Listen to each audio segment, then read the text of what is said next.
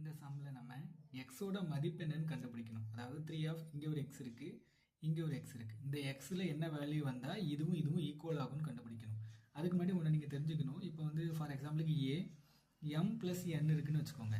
இந்த ஏங்கிறது இந்த எம்முக்கும் உண்டு, இந்த எண்ணுக்கும் உண்டு. இந்த ரெண்டுத்துக்குமே காமன் தான் இந்த ஏ. அப்போ இந்த ஏ எப்படி எழுதிக்கலாம்னா A of M dot A of என்னு எழுதிக்கலாம். இப்படி எழுதிக்க முடியும். அதே மாதிரி இதை எழுதிப்போம். அப்போ எப்படி எழுதிக்கலாம்?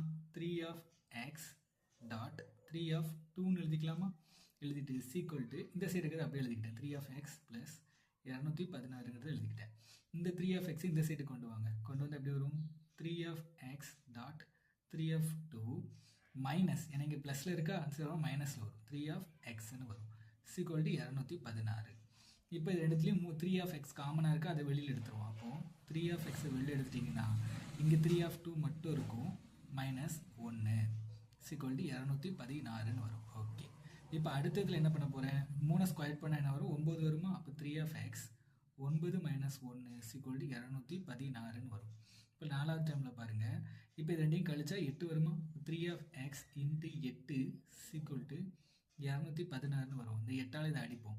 1 8 2 16, 2 8 16 ப்ளஸ் 7 27 வரும். ஓகே, அப்போ 3 ஆஃப் எக்ஸ் சீக்வல் என்னது? 27. 27ங்கிறது 3 கியூபோட வேல்யூ இல்லையா? 3 கியூப் பண்ணிங்கன்னா 27ன்னு வரும். அப்போது 3 of x equal to 3 cube. அப்போ எக்ஸ் ஈக்குவல் டு என்னது? 3ன்னு வரும்.